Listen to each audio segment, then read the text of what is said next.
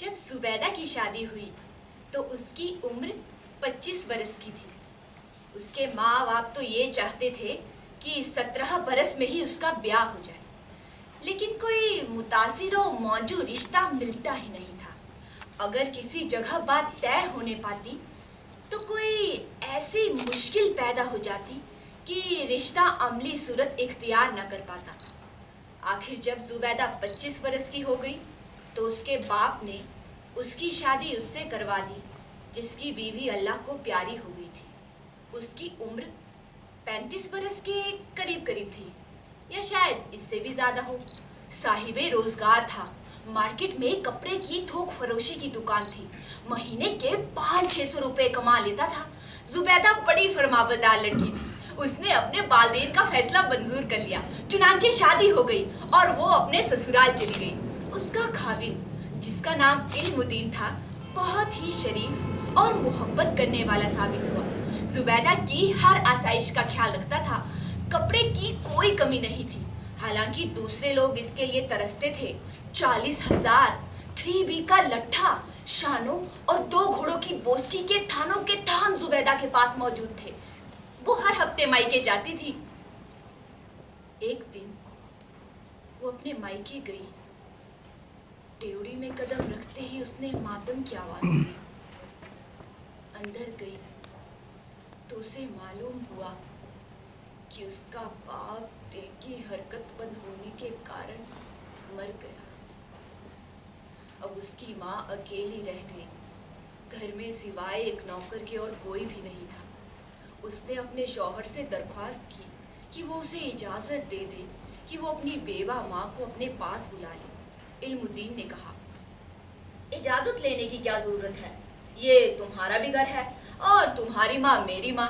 जाओ उन्हें ले आओ। जो सामान वगैरह का बंदोबस्त होगा वो मैं कर दूंगा। जुबैदा बहुत खुश हुई। घर काफी बड़ा था। 3-4 कमरे खाली पड़े हुए थे। वो तांगे में गई और अपनी माँ को साथ ले आई।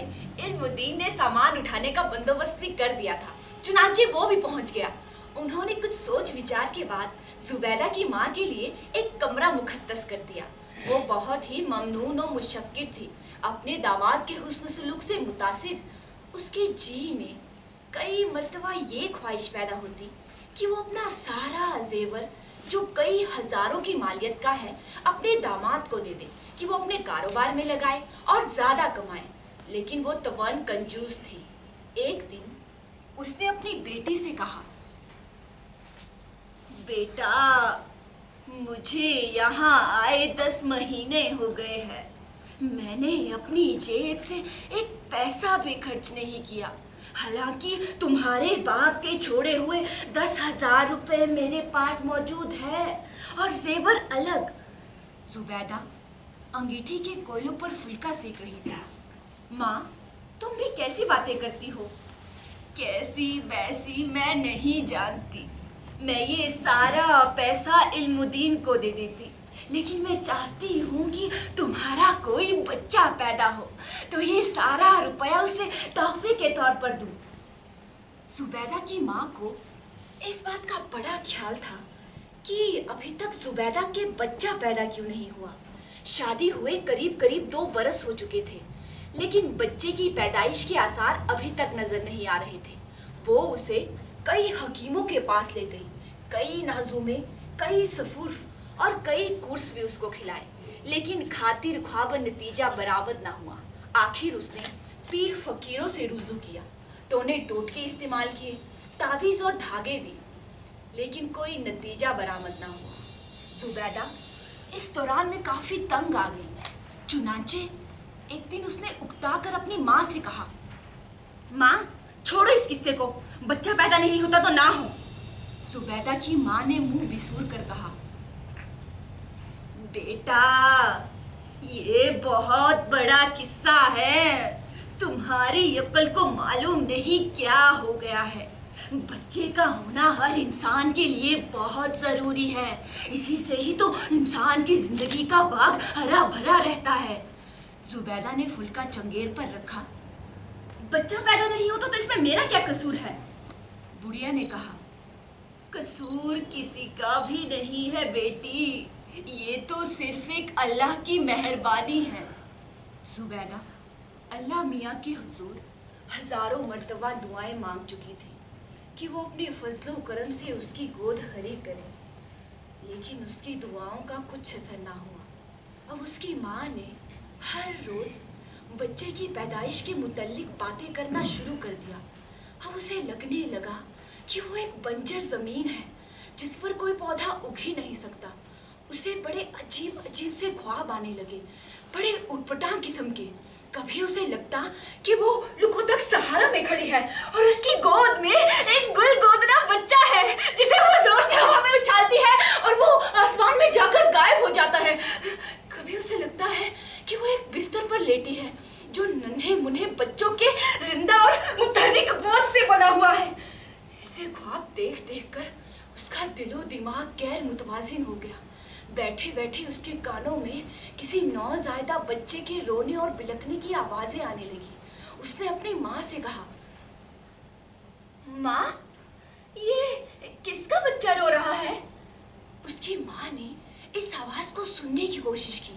جب اس کی ماں کو کچھ سنائی نہیں دیا تو اس کی ماں نے کہا، کوئی بچہ نہیں رو رہا۔ نہیں ماں، رو رہا ہے، بلکہ رو رو کر ہلکان ہوئے جا رہا ہے۔ بڑھیا نے کہا، یا تو میں بہری ہو گئی ہوں یا تمہارے کان بجنے لگے ہیں۔ وہ خاموش کھڑی رہی، لیکن اس کے کانوں میں کسی نوزائیدہ بچے کے رونے اور بلکنے کی آوازیں آتی رہی۔ کبھی اسے لگتا کہ اس کی چھاتیوں سے دودھ اتر رہا ہے، لیکن اس کا ذکر اس نے اپنی ماں سے نہ کیا۔ جب وہ اکیلے کمرے میں آرام کرنے کے لیے گئی تو اس نے قمیض اٹھا کر دیکھا، اس کی چھاتیاں ابھری ہوئی تھیں۔ اس کے کانوں میں اکثر بچے کے رونے کی آوازیں ٹپکنے لگی، لیکن اب وہ سمجھ گئی تھی کہ یہ سب وہم ہے۔ حقیقت صرف یہ ہے کہ اس کے دل و دماغ پر مثلث ہتھوڑے پڑتے رہے ہیں کہ اس کے بچہ کیوں نہیں ہوتا، اور وہ خود بھی بڑی شدت سے اس خلا کو محسوس کرتی ہے جو ایک بیاہیا عورت کی زندگی میں نہیں ہونا چاہیے۔ وہ بہت اداس رہنے لگی۔ محلے میں بچے شور مچاتے تو اس کے کان پھٹنے لگتے، اس کا جی چاہتا کہ باہر نکل کر ان سب کا گلا دبا دے۔ اس کے شوہر علم الدین کو اولاد بولاد کی کوئی فکر نہیں تھی۔ وہ اپنے بیپار میں مگن تھا۔ کپڑے کے بھاؤ روز بروز چڑھ رہے تھے۔ آدمی چونکہ ہوشیار تھا تو اس نے کپڑے کا کافی ذخیرہ جمع کر رکھا تھا۔ اب اس کی ماہانہ آمدن بھی 2 گنا ہو گئی تھی، لیکن اس آمدن کی زیادتی سے زبیدہ کو کوئی خوشی حاصل نہیں ہوئی۔ جب اس کا شوہر اسے نوٹوں کی گٹیاں لا کر دیتا تو وہ انہیں جھولی میں بٹھا کر دیر تک انہیں لوری سناتی رہتی، پھر وہ انہیں کسی خیالی جھولنے میں ڈال دیتی۔ ایک دن علم الدین نے دیکھا وہ نوٹ جو اس نے زبیدہ کو دیے تھے وہ دودھ کی پتیلی میں پڑے ہوئے ہیں۔ وہ حیران ہوا کہ یہ نوٹ دودھ کی پتیلی میں کس نے ڈالے۔ چنانچہ اس نے زبیدہ سے پوچھا، یہ نوٹ دودھ کی پتیلی میں کس نے ڈالے؟ زبیدہ نے کہا، بچے بڑے شرارتی ہیں، یہ حرکت انہی کی ہوگی۔ علم الدین بہت متحیر ہوا، یہاں بچے کہاں ہیں؟ زبیدہ اپنے خاوند سے اور بھی زیادہ متحیر ہوئی۔ کیا ہمارے یہاں بچے نہیں؟ آپ بھی کیسی باتیں کرتے ہیں؟ ابھی اسکول سے آتے ہوں گے، انہی سے پوچھوں گی کہ یہ حرکت کس کی تھی۔ علم الدین سمجھ گیا کہ اس کی بیوی کے دماغ کا توجن قائم نہیں، لیکن اس کا ذکر اس نے اپنی ساس سے نہ کیا۔ وہ دل ہی دل میں زبیدہ کی دماغی حالت پر افسوس کرتا۔ اس کا علاج اس کے بس میں نہیں تھا۔ اس نے اپنے دوستوں سے بھی مشورہ کیا۔ چند نے تو یہ کہہ دیا کہ اسے پاگل خانے میں داخل کر دو، لیکن پاگل خانے کے نام سے اسے دہشت ہوتی تھی۔ اب اس نے دکان میں جانا چھوڑ دیا۔ اب وہ گھر میں بیٹھا رہا۔ اس کے گھر میں رہنے سے زبیدہ کی حالت میں کافی سدھار آیا، لیکن اس کو اس بات کی چنتا تھی کہ دکان کا کاروبار کون چلا رہا ہے۔ کہیں جس کے سپرد یہ دکان کی گئی ہے کہیں وہ گبن تو نہیں کر رہا۔ چنانچہ اس نے کئی مرتبہ اپنے خاوند سے پوچھا، تم دکان پر کیوں نہیں جاتے؟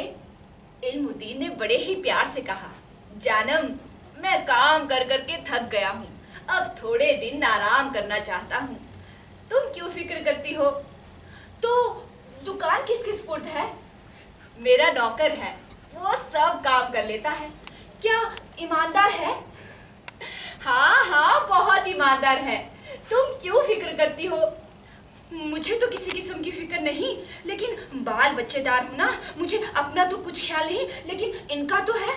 اگر آپ کا نوکر کہیں روپیہ مار گیا تو بچوں کا۔ علم الدین کی آنکھوں میں آنسو آ گئے۔ زبیدہ، ان کا اللہ میاں مالک ہے، لیکن میرا نوکر بہت ہی وفادار اور ایماندار ہے۔ مجھے تو کسی قسم کی فکر نہیں، لیکن بعض اوقات ماں کو اپنے بچوں کے متعلق تو سوچنا ہی پڑتا ہے۔ علم الدین بہت پریشان تھا کہ وہ کیا کرے۔ زبیدہ سارا دن اپنے خیالی بچوں کے کپڑے سیتی رہتی، ان کی زرابیں دھوتی رہتی، ان کے لیے اونی سویٹر بنتی رہتی۔ کئی بار اس نے اپنے خاوند سے کہہ کر متعلق سائز کی سینڈل بھی منگوائی، جنہیں وہ روز صبح اٹھ کے پالش کیا کرتی تھی۔ علم الدین یہ سب کچھ دیکھتا اور اس کا دل رونے لگتا۔ اسے لگتا کہ اس کے گناہوں کی سزا اسے مل رہی ہے، لیکن وہ گناہ کیا تھے اس کا علم الدین کو نہیں تھا۔ ایک دن اس کا دوست اسے ملا، وہ بہت پریشان تھا۔ علم الدین نے پریشانی کی وجہ پوچھی تو اس نے کہا، میرا ایک لڑکی سے معاشقہ ہو گیا تھا، اب وہ حاملہ ہو گئی ہے۔ اسکات کے کئی طریقے استعمال کیے گئے لیکن کامیابی نہیں ملی۔ علم الدین نے کہا، اسکات مسکات رہنے دے، تو بچہ پیدا ہونے دے۔ اس کے دوست جسے اس بچے میں کوئی دلچسپی نہیں تھی، اس نے کہا، میں بچے کا کیا کروں گا، تو مجھے دے دینا۔ بچہ ہونے کو بھی کچھ دن باقی تھے، تو اس دوران میں علم الدین نے اپنی بیوی کو یقین دلایا کہ وہ حاملہ ہے اور 1 ماہ کے بعد اس کے بچہ پیدا ہوگا۔ زبیدہ بار بار کہتی، مجھے اب اور اولاد نہیں چاہیے، یہ کیا کم ہے؟ علم الدین خاموش رہتا۔ اس کی دوست کی داشتہ کے لڑکا پیدا ہوا۔ زبیدہ جو سو رہی تھی، علم الدین نے اس کے پاس میں لٹا دیا اور زبیدہ کو جگا کر کہا، زبیدہ کب تک بے ہوش پڑی رہو گی؟ دیکھو تمہارے پہلو میں کیا ہے۔ زبیدہ نے کروٹ بدلی اور اس نے دیکھا اس کے پاس میں ایک ننھا منھا بچہ پاؤں اور ہاتھ مار رہا ہے۔ زبیدہ نے کہا، یہ کب ہوا؟ علم الدین نے کہا، صبح 7 بجے۔ اب اللہ کے فضل و کرم سے سب کچھ ٹھیک ہے۔ اگلے دن جب وہ اپنی بیوی کو دیکھنے گیا تو اس نے دیکھا کہ وہ لہو لہان ہے، اس کے ہاتھوں میں اس کا کٹ تھرو استرا ہے، وہ اپنی چھاتیاں کاٹ رہی ہے۔ علم الدین نے کہا، یہ کیا کر رہی ہو تم؟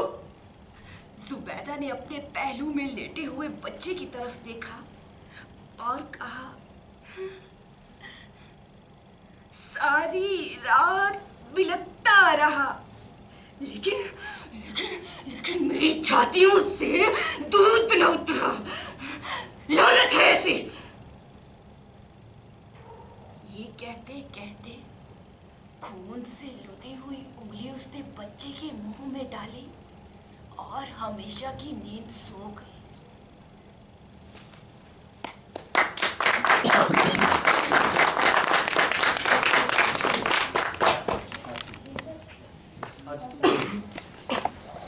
یہ تھی کہانی اولاد، اور ایک بار دوبارہ سے میں منچ پر بلانا چاہوں گا